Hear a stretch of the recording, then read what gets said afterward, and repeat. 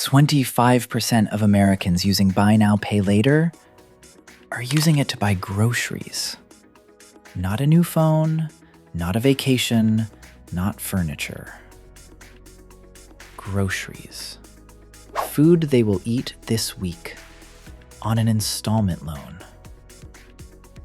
And here is the number that should stop you cold. 47% of all Buy Now, Pay Later users, nearly half, paid late on at least one of those loans in the past year. That number was 34% 2 years ago, 41% last year, 47% today. It is going in one direction only. Today, we are going to expose exactly what Buy Now, Pay Later is actually doing to the people who use it. The 3 mechanisms that make it so financially dangerous despite feeling so harmless, and what to do instead if you find yourself reaching for it to cover everyday expenses. Now, here is what makes the BNPL story more complicated and more honest than simply calling it a debt trap. Most people who use Buy Now, Pay Later do not think of themselves as taking on debt. They think of it as splitting a payment, breaking up a purchase, spreading the cost of something they were going to buy anyway. And the companies behind these products are extremely good at making it feel exactly that way. Klarna, Afterpay, Affirm, 1 click at checkout, 4 payments, 0 interest if you pay on time. It feels frictionless. It feels responsible. It feels like a smarter version of a credit card. But here is what the data from LendingTree's 2026 Buy Now, Pay Later report actually shows. More than half of BNPL users say they would not be able to make ends meet without it. 60% are carrying 3 or more simultaneous BNPL loans at the same time. And BNPL users carry an average of $453 more in personal loans and $871 more in credit card debt than non-users. That last number is the most important one. BNPL is not replacing other debt. It is being stacked on top of it. Federal Reserve Governor Michael Barr has called BNPL a debt trap. He pointed to delinquency rates reaching 25% in some segments, said it is a growing area of concern and one we should all be paying attention to.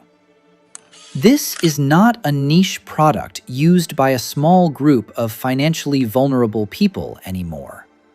49% of all Americans have now used BNPL at least once.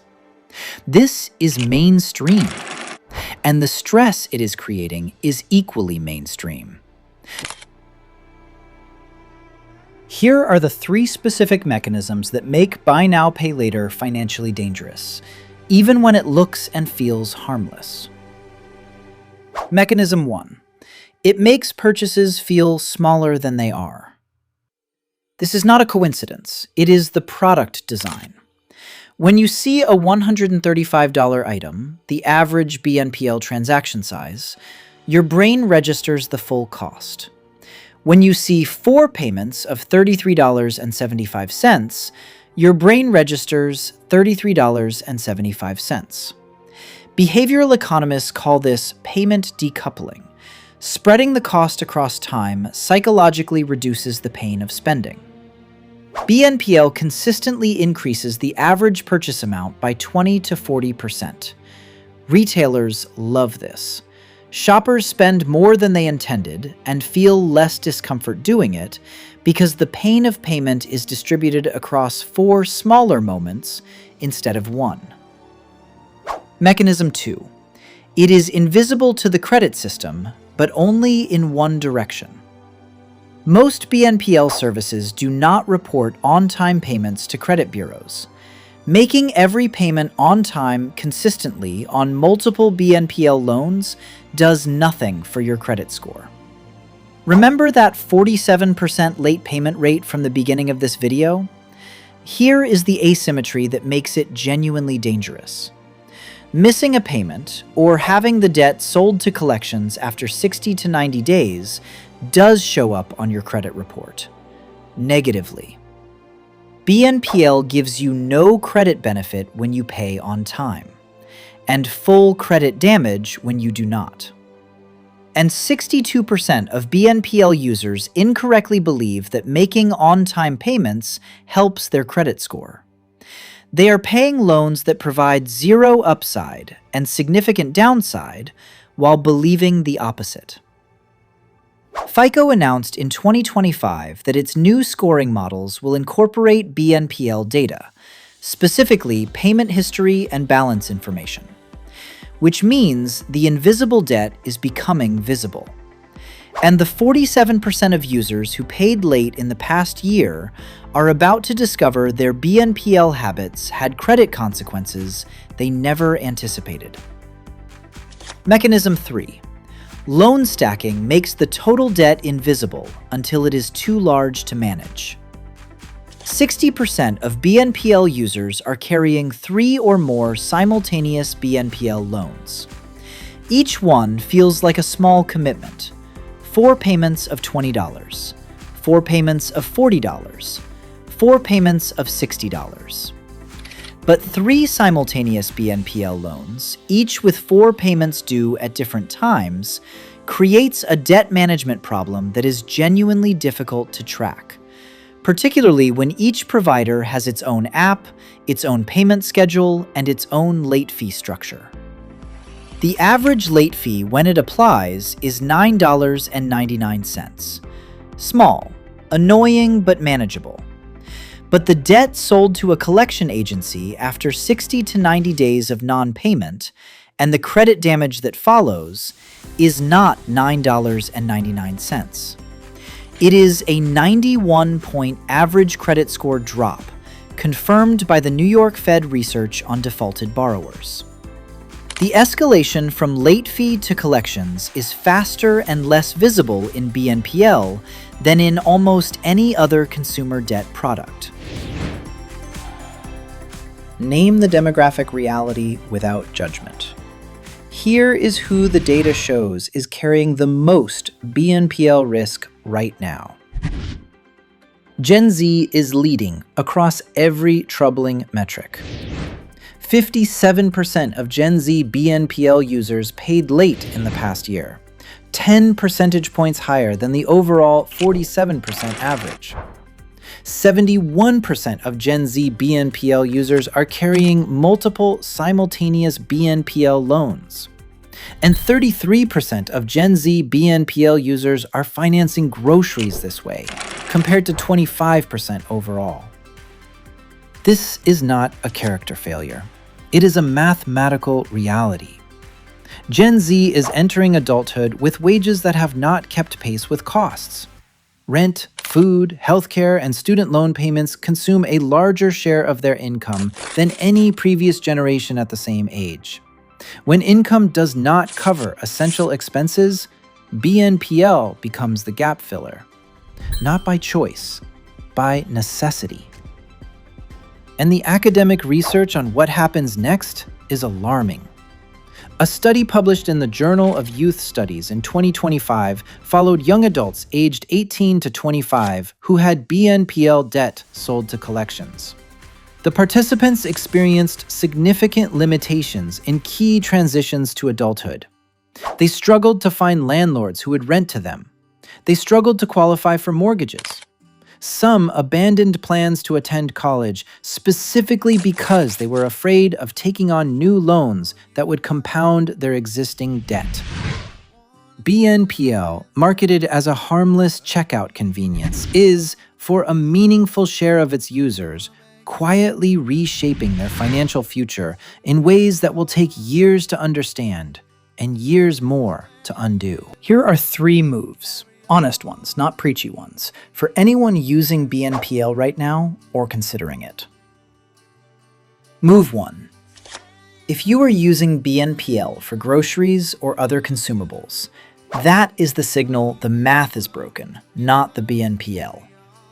BNPL for groceries means your monthly income is not covering your monthly essentials. No installment plan fixes that structural problem.